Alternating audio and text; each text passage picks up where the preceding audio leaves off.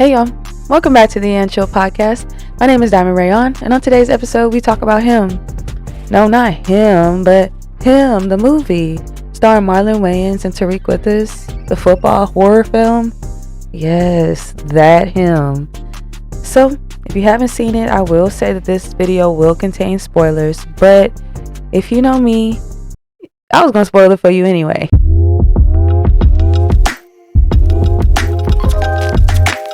Before I get started, I want to say thank you to everybody who's listening on podcasts, listening on Spotify, watching on YouTube. The support means everything to me, and it actually is what keeps me going. This I'm deeming as season 2 because I've just made a couple of changes to the logo, to the banner, to the structure. I mean, not really the structure, but kind of the structure. I want this to feel like FaceTime with your friends, so I need to be more casual. I need to be more loose. I need to be more... I don't know. It was really hard for me to film these videos and record these podcasts because I just kind of wanted it to be digestible. But the only way that I'm comfortable is if I'm presenting this information in a way that's digestible and comfortable for me. So those who support it will support it regardless. Those who don't, share it with somebody who you think will. But thank you to everybody who listens. Thank you to everybody who supports. If you're watching on YouTube, make sure you subscribe. If you're listening on podcasts or on Spotify, please make sure that you leave me a review. 5 stars is appreciated, but honestly, feedback is feedback, and I appreciate everything that you say. So thank you, thank you, thank you.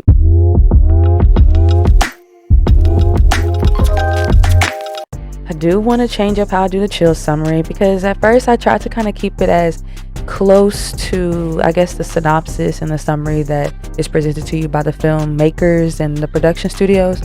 But honestly, if I want it to be a chill summary, it has to sound like me. So here is my chill summary of Him.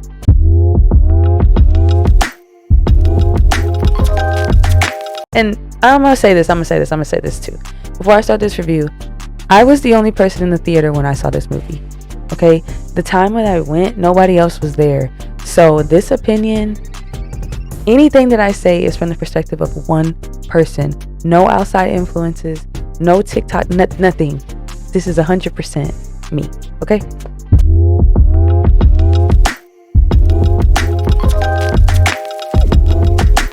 As long as he can remember, Cameron Cade and his family have worshipped, both literally and figuratively, the San Antonio Saviors, particularly their quarterback, Isaiah White. His family worships them so much that not only is the home decked out in Savior's gear, but they also have a shrine of Isaiah White in their house where they light this candle for like every game that he plays. And it's a lot. It's extra, but that's how it is. So during the game in the playoffs, I think they were either going to the playoffs or they were already in the playoffs and about to do so. I don't really know, but point is, it was a big game and it was very important. So Isaiah White, they go for the snap, Isaiah White throws the ball, they get the touchdown, everybody's so happy. But then they look around and Isaiah White is down on the field with a bad traumatic injury. But at the same time that this stuff is happening, the candle blows out. So it kind of ties to the we'll dive into that. But anyway, so fast forward to some years later and you see Cameron Cade. He is just like he's training for the combine, but he went back home to train for the combine. Does that make sense? So he's not training at a facility, like he's training at his high school football field, doing what they call bleachers, running up and down the bleachers, just training, pushing his body as much as possible. And in the background, you're hearing all the things, and it's saying the pressures of him being up next. Is he gonna replace Isaiah White? It's just a lot of pressure that's happening, and that's all stuff that's kind of playing in his head as he's working out. So we're watching that. So we're in his head as he's working out. He's saying goodbye to his coach.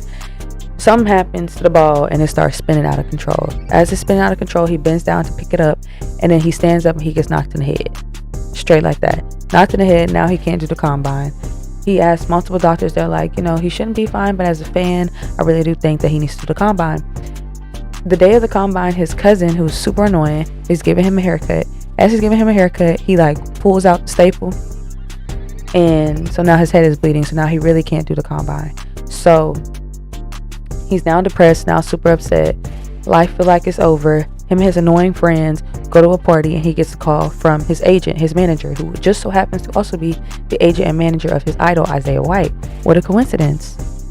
What a coincidence. So the agent is like, look, you have one chance to play for the Saviors. However, you have to spend a week training with Isaiah White. And so he's just like, you know what? Yeah, we're going to the league. Cool. So he pulls up to Isaiah White's training facility, house, whatever. I don't know if it's his house. I don't know if it's a training facility. I don't know if it's both. But they pull up there. Fans are outside yelling at him, disrespecting him, spitting on the car. He pulls up. He meets Isaiah White, and he is just so stunned. But what he does not realize is this week with Isaiah White is about to become a week from hell. Because the things that he has to do to become him is so far beyond the scope of what Cameron thought it was. The extent that he has to go to become him is traumatic, to say the least.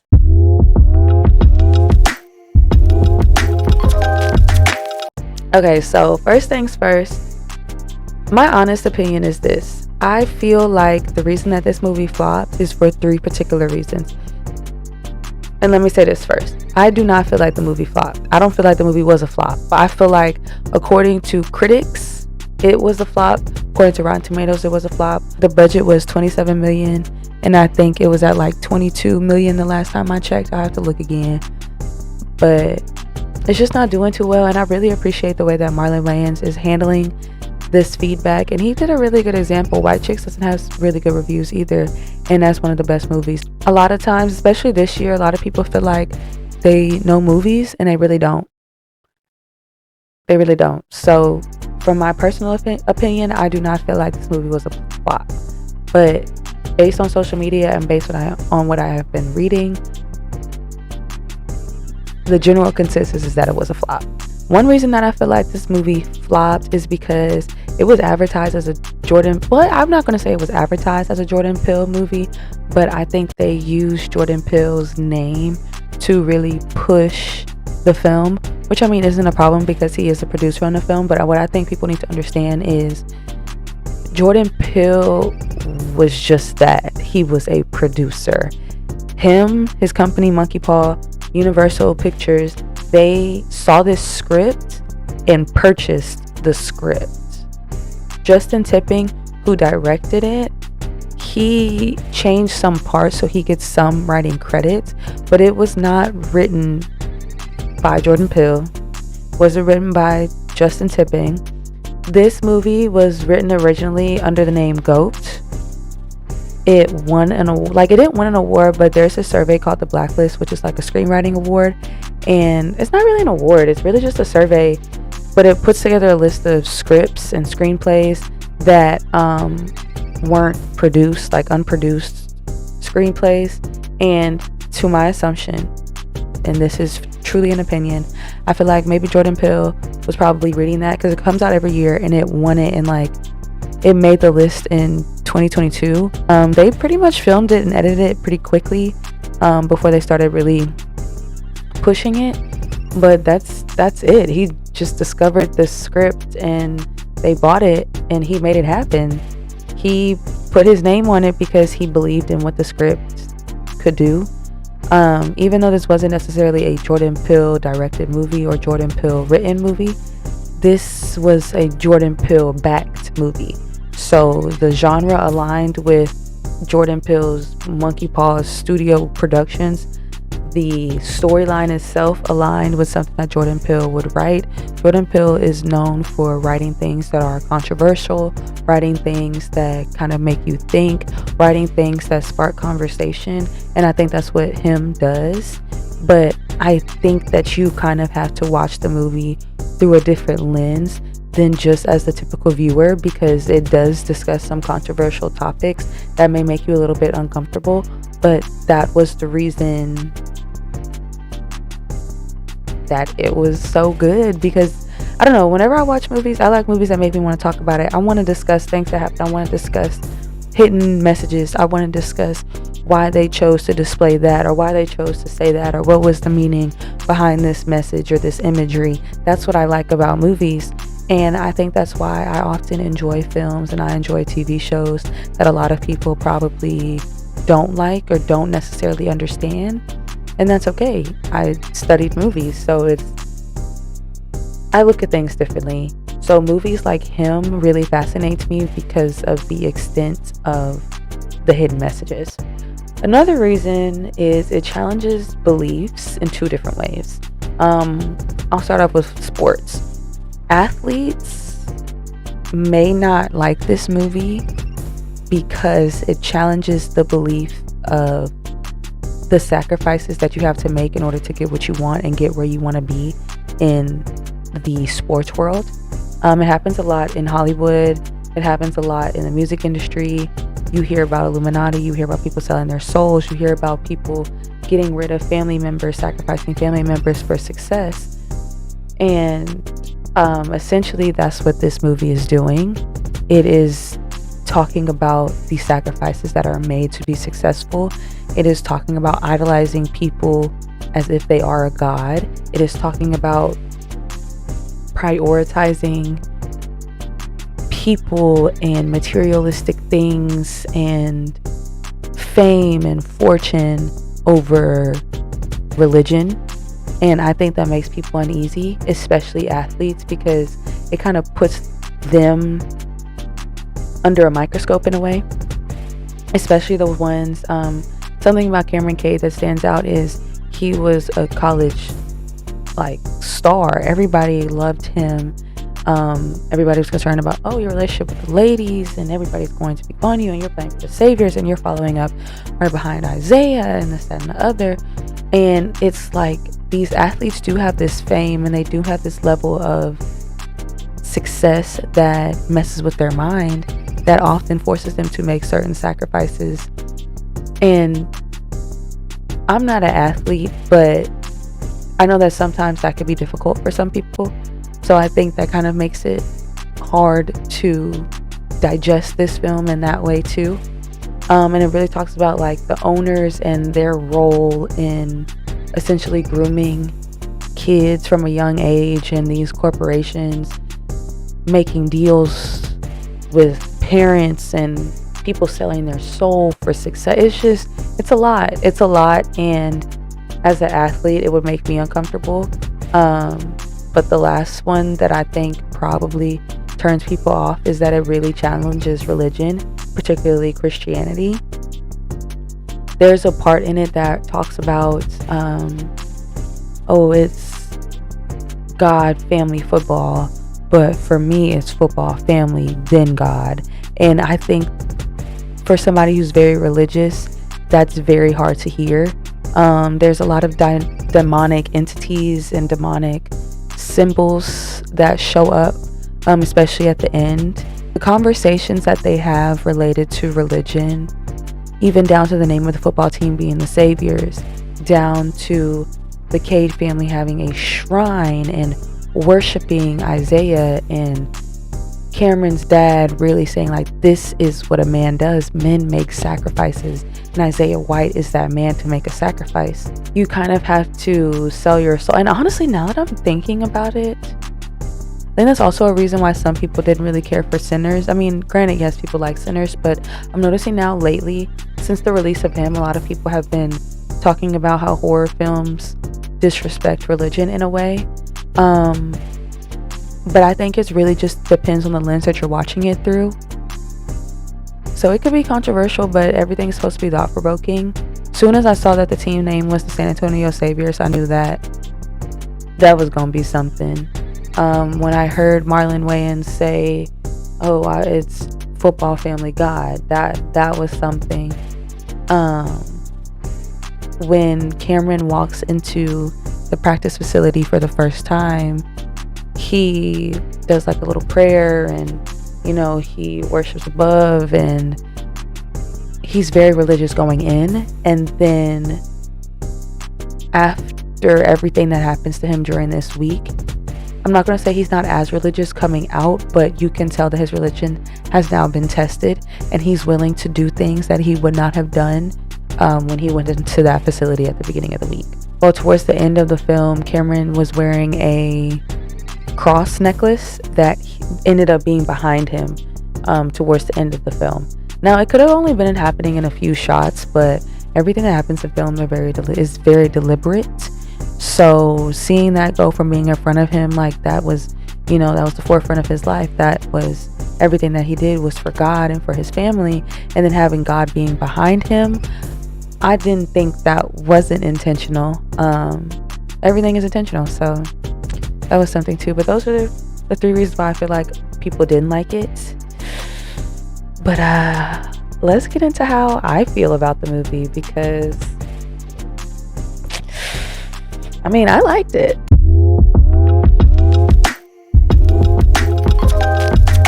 I liked the film. I think it was very well written. I definitely understand why it made the Blacklist survey in 2022. I definitely understand why Jordan Peele and Monkey Paw went the route that they did when it came down to picking up this film. I think that because I watch movies from a different perspective, I go into every movie, this is entertainment, this is entertainment, this is entertainment. And granted, yeah, before I saw the movie, I did see a lot of reviews. I did see, well, not necessarily reviews, but I saw people being like, that wasn't a good movie. Oh, that could have been a better movie. It should have been, they were missing. I don't see how anybody felt confused by the movie. I think it was very clear cut if you listened, and that could honestly be because I was in the theater by myself. Like, I was able to process the movie how I wanted to process it without anybody else's reactions. Watching the movie, I think off the top, the editing and cinematography took the cake when it came down to this film. I think that the script was very original in the sense of bridging together horror and football. You don't get a lot of horror sports movies, and I also think that's another reason why Jordan Peele picked it up, because he's big on being innovative. He's big on touching topics that people haven't really talked about. With Get Out, he talked about interracial dating. With Us, he talked about, honestly, what was Us really about? Honestly, scary as hell, a nightmare.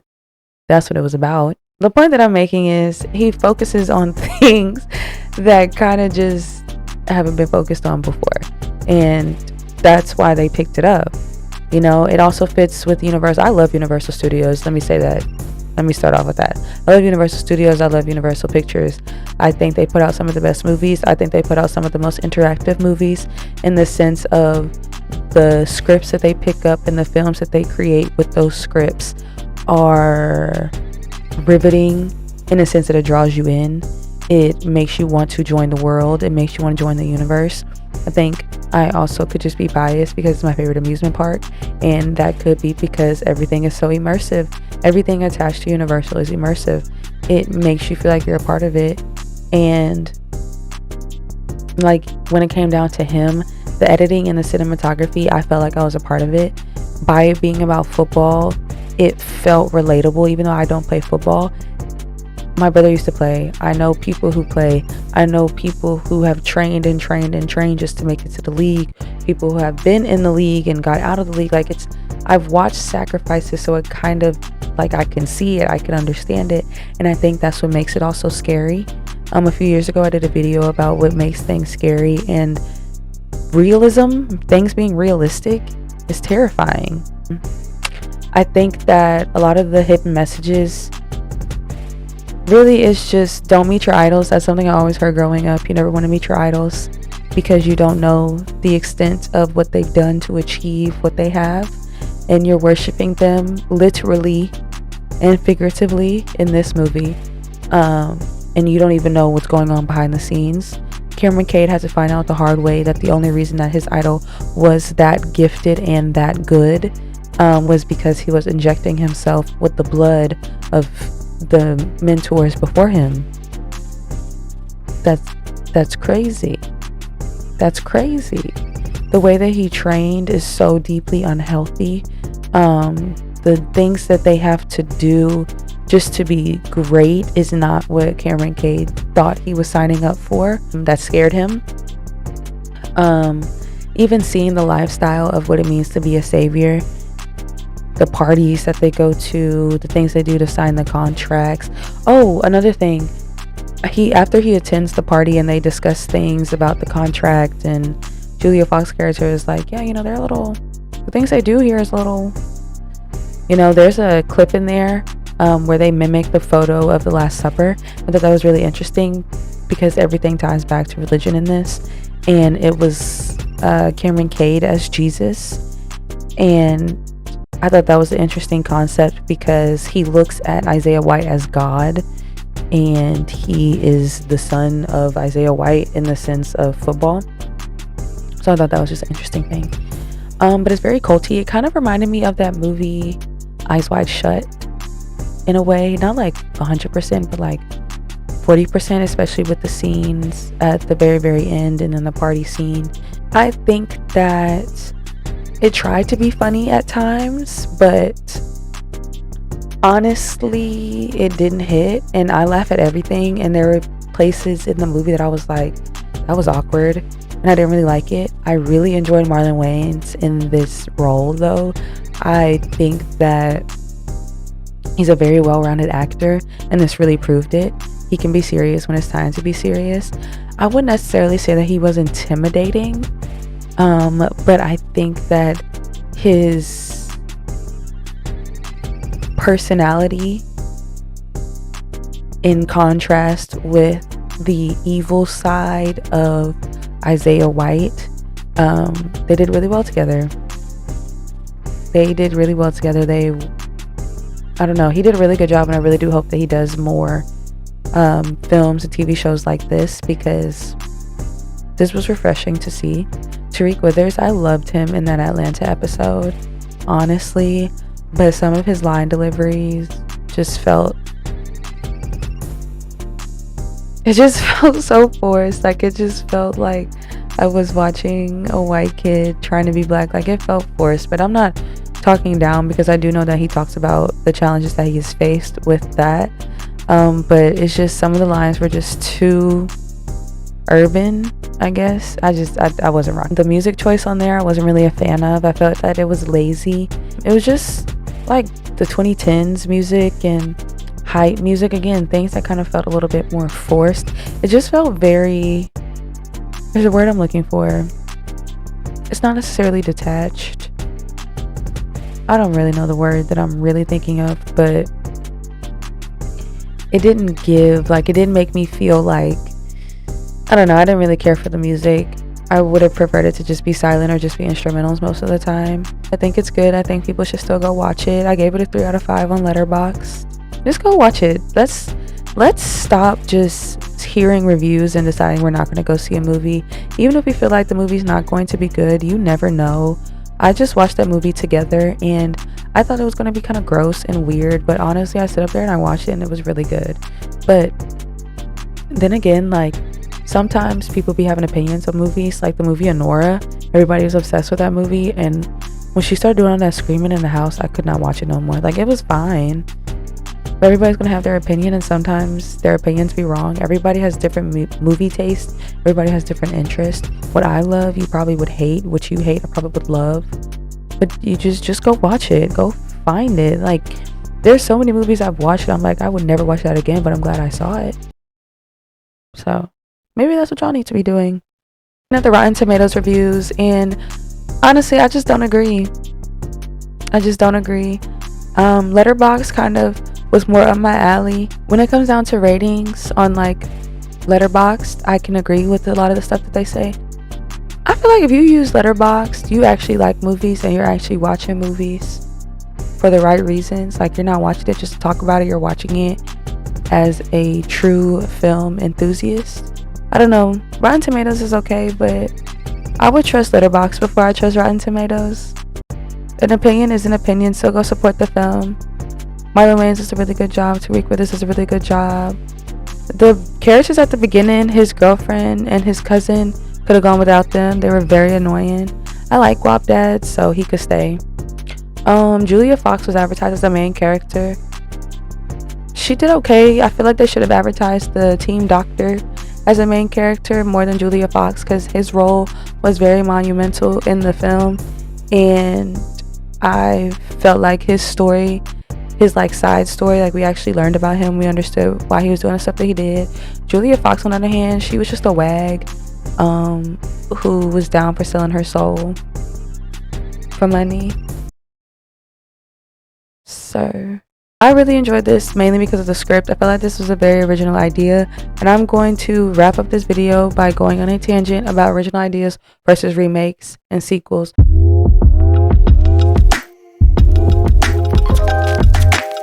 Remakes and sequels only perform better than original scripts because they base their success off of nostalgia.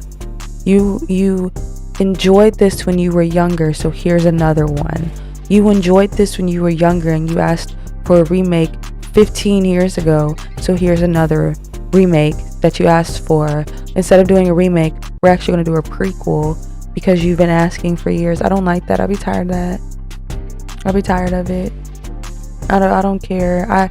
I would rather have a year of original movies and TV shows making me fall in love. That's why I feel like early 2000s, 90s, and 80s movies are better than the movies that are coming out now, because they had to be original. There was no, I mean, yeah, they could remake movies from like the 60s and stuff, but the odds of that happening were so slim. Now they're remaking movies from 5-6 years ago. Disney does it all the time, especially with the princesses. Just did it with Lilo and Stitch. Why am I able to see Lilo and Stitch come out as an original and then see the live action come out too? How to Train Your Dragon, they barely even gave that movie time to collect dust before they made a live action. I think that's cheating. I think movies being successful because they're a sequel or because they're a remake is cheating. Movies that are original perform better. Example A, Sinners. It performs better.